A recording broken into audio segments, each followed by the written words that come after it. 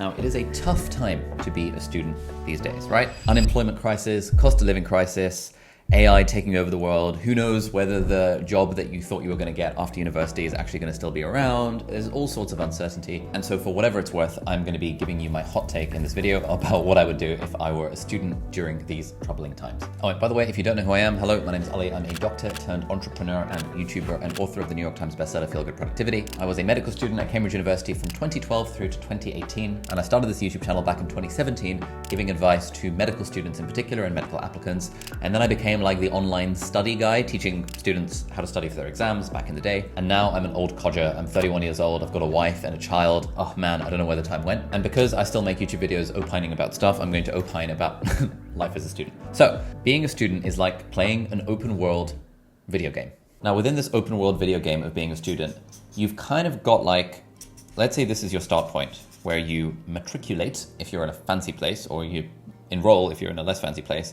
And you've got like your main quest line that takes you up to graduation. As you know, with these sorts of open world video games, there's a lot of like branching off side quests that you could do that branch off the main storyline. Either way, you know, the march of time is still taking you towards graduation. But while you are being a student, you don't have to just follow the main storyline of study for the exams, tick the boxes, and end up graduating. You can in fact run side quests. Now, what are some examples of side quests that people do? Sometimes people do the side quest of sports. I had friends who were super into rowing, so they joined the rowing team. I played badminton for my college team. I had a friend who played rugby for the university team. You know, sports is a very reasonable side quest that you could embark on. If you wanted to, you could embark on the side quest of alcohol and or substances. Lots of people do that. That wasn't really my cup of tea, but you know, I knew a lot of people who were super into the alcohol and or substances thing. You could run the side quest of clubs, by which I mean nightclubs. You could run the side quest of joining like the debating society or joining groups, or you know, I was part of an a cappella group while I was at university. La, la, la, la, la. Oh my God. I also did the side quest of being the director of the hospital pantomime. It's like, you know, there's random stuff like that that you can do. You can do music, you can do theater. So if I were a student and I knew that, okay, there's the main quest that takes me to graduation and there are all these different side quests I could do, I think firstly, it's worth approaching university or college life as a video game in that sense. But secondly, it's worth asking the question, what is the point? Like, what are we actually trying to do here? 1, 2, 3. I would like to proffer for your consideration that there are 4 kind of main objectives that we implicitly have when we are students, or maybe explicitly. Objective number 1 is to enjoy the experience, right? If you ask any old person for advice, you know, what advice they would have if they were a student, they were like, oh man, I just wish I'd taken the time to enjoy it more. They'll say, for example, you know, this is the final time in your life where you're going to have freedom, because then you're going to graduate and you're going to get a job, then you're going to get married and have a child, and like, oh my God, like the next time you're free is when you're retired. And by then you'll have osteoarthritis in both of your knees. So really focus on enjoying the experience. Again, like playing a video game. What's the ultimate point of a video game? Well, the point is to enjoy the experience. What, in many ways, is the ultimate point of life? Arguably, the point of life is to enjoy the experience. The philosopher Alan Watts said something like, you know, life is like a musical symphony. The point is to enjoy the music. The point is not to race to get to the end or to the climax or the crescendo or anything like that. The point is to enjoy the music as it's playing. 100%. We want to, of course, enjoy the experience of playing the video game of student life. We want to enjoy the experience of being a student at college or university. Fantastic. But we wouldn't pay all of this money and spend all this time at university if the only goal was to enjoy the experience. For some people, the only goal is to enjoy the experience. Fair enough. But I think for you, there are probably more goals than simply to enjoy the experience. Of course, we do want to enjoy the experience. The second major goal of doing a degree at a college or university is to learn stuff, right? Some combination of knowledge and skills. So for example, I did medicine at Cambridge University, and therefore I have some knowledge about like how the human body works and physiology and anatomy and biochemistry and all of that stuff that I've long since forgotten. But I also learned skills during my degree, such as how to diagnose patients and how to deal with an arrhythmia and how to do CPR and, you know, the practical skills associated with the stuff that you learn at university. So I think we can all agree that our goal is to enjoy the experience and also to learn stuff. Fantastic. We're enjoying the experience and we are learning stuff. The third point of going to college or university is for a lot of people to get the certificate. I'm not saying this in a derogatory kind of way. If, for example, you want to be a doctor, you have to have the certificate that says you've graduated medical school. Otherwise, rightly, they don't let you be a doctor. And this really, I think, is the key part of why people spend so much money on university. Because if it was just about enjoying the experience, you could get it far more cheaply. If it was just about learning knowledge and skills, you know how to learn stuff on YouTube, right? You could, if you really wanted to, hire a private tutor to teach you stuff and it would still be cheaper than university. To be honest, I went to one of the world's best medical schools and most of what I learned in terms of the knowledge, I learned off of YouTube videos because, to be honest, YouTube videos are easier to follow than lectures, even in Cambridge University. And so there's definitely a component of this that's about getting the certificate, right? And the implicit reason why we want the certificate is not so that we can nail it to our wall. The reason we want the certificate is so that it improves our job prospects. That is the whole idea behind the certificate. Sometimes a job physically requires a specific certificate, like you can't be a doctor without a medical degree, obviously. But sometimes the certificate is kind of like an indicator of credibility. Let's say, McKinsey only hires people with certain certificates, i.e. people who went to fancy universities. They don't really care what specifically you studied. They don't really give a toss about the knowledge and skills you acquired at university, at least not that much. What they care about, at least in the initial screening process, is that you have got the certificate as a badge of credibility so that it allows them to sift through the 20,000 people who are applying and give, 200 people a job. So part of the point of university and college is to get the appropriate certificate such that it can enhance our job prospects. And then the final point of college and university for a lot of people is something that we can call make friends if you're a normal person, and we can call it networking if you are on LinkedIn. Good, so these are the 4 points of university. We want to enjoy the experience, we want to learn stuff in the sense of knowledge and skills, we want to get the certificate so that it enhances our job prospects, and we want to make friends/network. Now, I think these are all very, very, very good reasons to go to college or university. I sometimes get people asking me like, oh, do you think college, university is still worth it? And it's like, well, it depends on what your goal is and it depends on what you're planning to do. So I'm going to assume that if you're a student, yes, of course you want to do this stuff, you want to enjoy the experience, learn things, improve your job prospects and make friends and network. But there is a goal, right? The main quest, the reason you're playing this game from the start up until graduation is because you want college or university to prepare you for real life. In particular, you want college and university to allow you to get a job. All right, quick thing. I'm going to interrupt the flow of this video to tell you about an amazing AI study bundle that is perfectly designed for students. So essentially, me and my team have partnered up with various founders of other AI apps for students, and we have come together to create the ultimate AI bundle for students. This is a collection of 6 AI tools that can help you at different parts of your university or college experience. We've got Jenny AI, which is amazing for research and writing. We've got GPT-0, which is an amazing way of if you've written stuff to make sure you haven't accidentally plagiarized something from the internet. There's VoicePal, the app that my team and I have built to help you take notes on the go and sort of conversational writing, and also to help you record your lectures and turn those into notes. There's Mathos AI that helps you, if you're working on maths equations and problems and stuff, it sort of talks you through how you can solve them so that you can learn to do them for yourself. There's Notillo, which is a smart AI note-taking assistant. And there is SiteSure, which makes it super easy to manage your bibliography of references if you're writing essays or dissertations or articles. Now, if you were to buy all of these apps individually, it would cost you more than $1,000 a year for it. But because we've put all of these into the ultimate bundle for students, you can get them all together bundled for way cheaper than that. So if you're interested,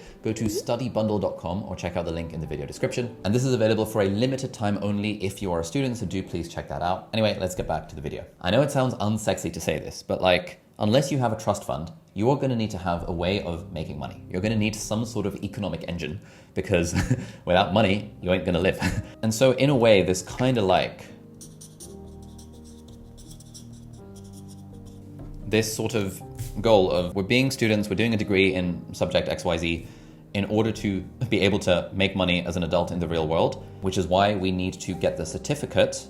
And of course, along the way, we're going to be learning stuff. Learning stuff also helps us make money as an adult in the real world. Of course, we're going to make friends. That will just help us in life. And also, a professional network can help you make money as an adult in the real world. And of course, we want to sort of enjoy the experience while all of this stuff is happening. So the reason I'm doing all this exposition is because I want to show you my working as to how we've landed on make money as an adult in the real world is kind of like a key factor here. And of course, ideally, we would like the method that we use to make money as an adult in the real world to be fun and fulfilling and flexible, right? However, it's not quite that simple anymore because yes, there are certain degrees that pretty much directly lead to a job.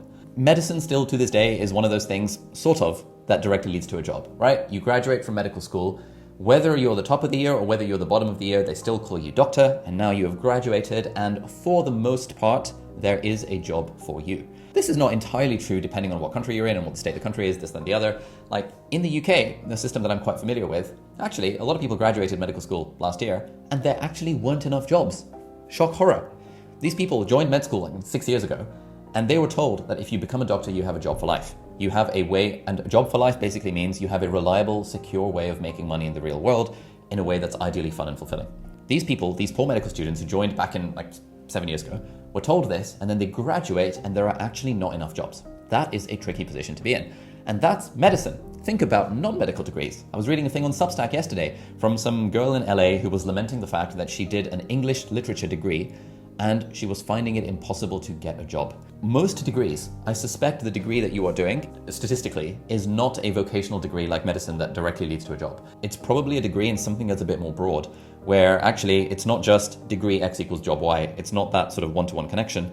It's a bit more like, maybe let's say you do a degree in accounting and finance. Now that could unlock a job within accounting and finance as an accountant or as an investment banker or as a analyst or as an associate or as a this, that, and the other. You could do a whatever GDL to convert to law. You could most degrees don't constrain very much your choices in the future job market. So this is a video about what I would do if I were a student. I would recognize that merely completing the main storyline, the main quest of starting and then graduating, just doing that is actually not enough to set me up for life in the real world in the current state of society with AI and economics that we are currently living in. Just doing the main storyline is not enough to prepare you for the real world. Now, this is kind of like, again, it's sort of like a video game. Let's say you're playing a video game and you ignore all of the side quests and you just do the main storyline. Now, as you're playing your video game, your character is leveling up. Now, at this point, I want you to imagine two different video game characters. We've got character A and we've got character B. Character A just runs the main storyline and ends up at graduation. But character B runs the main storyline, but she does side quest A, side quest B, side quest there, side quest there, side quest there, side quest there, and also ends up at graduation. Which of these two characters is going to have a higher level? Maybe this character might be at level 30 by the time they arrive at graduation, but maybe this person would be at level 50 by the time they arrive at graduation, because by doing side quests in the video games, you generally gain more experience, you get more loot, you get more gear, you level up your skill trees, all of that kind of stuff. You are a higher level when you get to graduation compared to someone who just exclusively followed the main storyline. Now, why does this level matter? Well, I think the level matters because much like in a video game, the job market is kind of based on what is your level and what are your skills. So if you went through the video game only following the main storyline, i.e. just doing your exams and ticking the boxes and going up until graduation, but you never did any side quests and you never actually worked on your skill trees, you never leveled up your fishing or your alchemy or your cooking or your leatherworking or your witchcrafting or whatever, now you are under-leveled by the time you get to graduation. A, you have less experience because you didn't do the side quests. B, you didn't bother leveling up your skill trees. And C, you probably had a worse time of it because actually quite a lot of the fun of video games is like in kind of doing the side quests and stuff and not just single-mindedly following the main storyline. So if I was a student again, obviously I would not follow path A. I would not get to graduation being under-leveled. I would follow path B, where I would figure out what are the side quests that I can do, because yes, of course, I still want to learn stuff, make friends, get the certificate, and enjoy the experience. But I also want to level up. Now let's imagine that these are 5 different skills. Let's say this is the skill of the guitar. So if you wanted to, you could level up the skill of the guitar while you're at university. I learned how to play the guitar when I was in my second year of med school, and I would sing a couple of songs and I did a bit of busking. And so I was doing some amount of, leveling up the skill of guitar. Now, when it comes to the goal of being able to reliably make money as an adult in the real world in order to have financial security, what is the value of leveling up the trade skill of playing the guitar? Well, you could be a professional musician, but the chances of you succeeding as a professional musician are very low. And if you're just picking up the guitar for the first time while you're at university, man, good luck making it as a professional musician, because everyone who's making it probably started when they were a kid. Secondly, you could be a guitar teacher, okay. But for the most part, you and I would probably agree that learning how to play the guitar, unless you're like freaking world-class John Mayer levels, learning to play the guitar, like the basics of being a campfire guitarist, is sort of a low-income skill. That's not to say it's low value. I love playing the guitar. It's a great hobby. I enjoy it. It's good for my fun and fulfillment, but it does not help me make money as an adult in the real world, which we've established as being one of the points of university. Another optional side quest that you could do is you could decide when you get to university, you know what, I want to pick up chess, right? And so I'm going to level up my trade skill of being a chess player. And so I'm going to go on my phone and go on chess.com in the evenings, and I'm going to stay up way too late just playing stuff on chess.com. I'm going to watch Gotham Chess, and I'm going to watch these chess Twitch streamers and chess or whatever. And maybe I'll join the university's chess club, and maybe I'll get my rating up to, I don't know, 1500 or 1600 or even 2000. Now, again, unless you become grandmaster level at chess, chess is also a relatively low income skill. Unless you are Magnus Carlsen or a grandmaster, you're probably not making that much money from chess. It is not helping you to make money as an adult in the real world. Maybe if you're an attractive girl and you are streaming chess and you're sufficiently good and also sufficiently attractive and also like good on camera and stuff, then you can combine the skill of chess with the skill of being good on camera, and now maybe you can make a career out of being a chess streamer. But again, if I had my time at university and I was a beginner to chess, I would not be banking on becoming a chess streamer as being my method for making money as an adult in the real world. That would just be a generally not sensible decision to make because it relies a lot on luck. Maybe you know where I'm going with this, but what's another skill that you could choose to learn? Well, let's say this is like a laptop and this is the skill of coding. Let's say you decide, even if you're not doing a computer science degree, let's say you're doing an accounting degree or a medicine degree or a law degree, whatever. Let's say you decide, you know what, on the side, I'm going to learn the skill of coding. I'm going to learn how to build a website, how to build a web app. I'm going to learn how to AI vibe code stuff. I'm going to figure out what it takes to build an app on Swift or on Android. I'm going to figure out what deployment is and what production is and how to fix bugs and what unit tests are. I'm going to figure out what CSRF means. And I'm going to see if I can build these little projects. And I'm going to learn those things from YouTube tutorials. Maybe I'll go on Codecademy or Code School. Maybe I'll join my college or university's coding club or coding camp. Or maybe I'll join the Entrepreneurship Society and get together with other people. And maybe, oh, you know, I saw that my university is holding a hackathon for like next weekend. Why don't I get together with some friends and go to the hackathon next weekend, and we can see if we can build something cool in 24 hours. This person might be choosing to level up the trade skill of coding. Now, does having the skill of coding improve your odds of making money as an adult in the real world? Yes, it absolutely freaking does, right?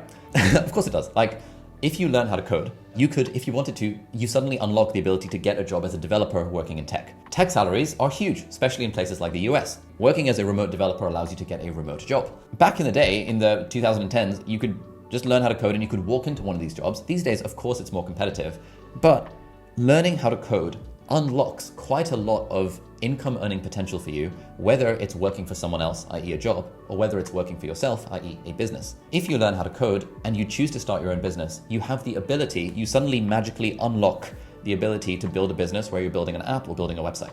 That unlocks the business model of software as a service. I have a friend, we have a whole case study video about him. He learned to code, he leveled up his trade skill of coding while he was at university. Even though he wasn't taught coding in his degree, he did some side projects. He and I attended a couple of hackathons and he got okay at coding. He worked in management consulting for 5 years and then decided to quit and then decided to build an app. It's a video editing app called Firecut that helps video editors save time. The only reason he could build that is because he knew the basics of coding.